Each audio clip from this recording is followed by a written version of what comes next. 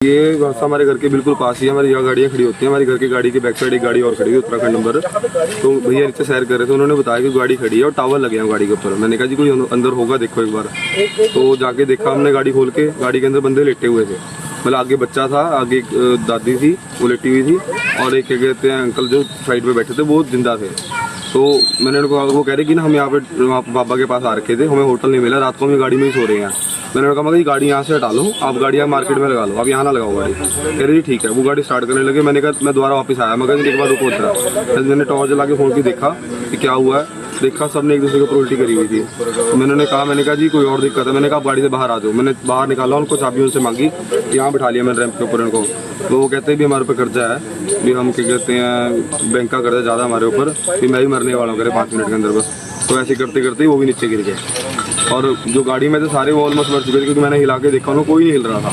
हम दृष्टि लग रहा है कि ये आत्महत्या का मैटर है, सुसाइड का मैटर है, तो प्राइमा फेसी। तो फिर भी सीमा क्राइम टीम मौके पर पहुँच चुकी है, इन्वेस्टिगेटिंग ऑफिसर्स मौके पर पहुँच चुके हैं। हम सारे साइंटिफिक एविडेंस कलेक्ट करेंगे और इस मैटर को प्रॉपरली एनालाइज करेंगे, बट प्राइमा फेसी हमें सुसाइड। एक्चुअली में उन्होंने अभी सरकारी स्कूल में तीनों बच्चों का एडमिशन कराया था रिसेंटली में, जब पंचकुला शिफ्ट हुए। एडमिशन अभी ओपन होते उन्होंने तीनों बच्चों का एडमिशन कराया। वो भी उन्होंने शादी में ही बताया कि हमने तीनों बच्चों का सरकारी हॉस्पिटल में करा दिया। उसके बाद वो गाड़ी चला रहे थे, गाड़ी उनके पास खुद की थी, उन्होंने रेंटेड मकान लिया हुआ था, 10,000 रुपये जिसका किराया था।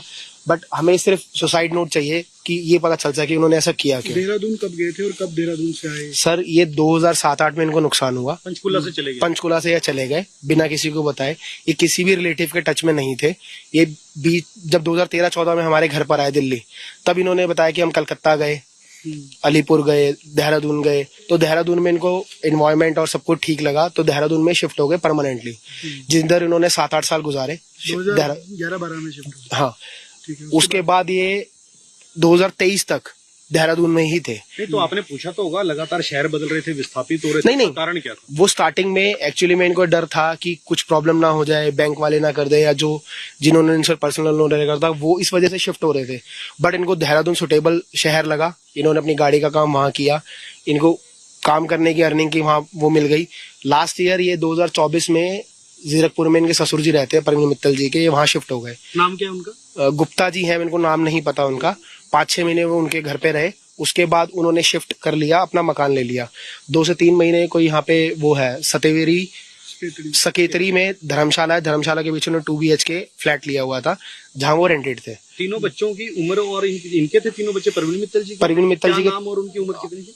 हार्दिक मित्तल उनका बड़ा बेटा था, जिसकी उम्र 14-15 साल थी, और दोनों ट्विंस लड़कियों की 12 से 13 साल उम्र थी, और ट्विंस थी वो दोनों लड़कियां। बेसिकली कहाँ हिसार से बताया? सर जो हमारा कुल देवता कह लो या हमारा जो गांव कह लो, वो हिसार के पास खड़गपुनिया पड़ता है, बरवाला के पास।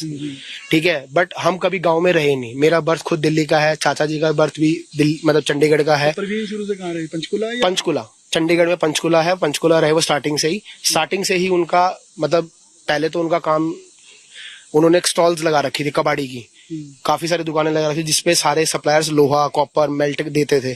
फिर उन्होंने अपना अर्निंग बड़ी हुई तो उन्होंने फार्नेस लगा लिया, जिसको मेल्ट कर वो एंगल, टी आयरन के एंगल बनाते थे बद्दी में। जिसके बाद उनको नुकसान हुआ 7 से 8 करोड़ का। बट बैंक वालों ने क्या किया, 7 से 8 करोड़ किसी को नहीं मिलते, हमें नहीं मिलते, उनको मिले क्योंकि उनका बिजनेस था, उनकी वर्क प्रोफाइल अच्छी थी, उनका बहुत सिस्टमेटिक ये था।